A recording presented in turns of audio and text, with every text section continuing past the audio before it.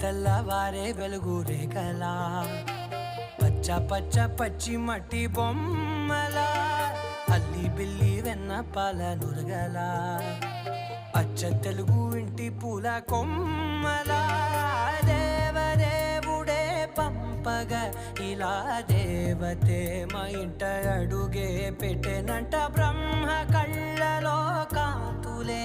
మా అమ్మలా మా కోసం మళ్ళీ లాలి పాడేనంట.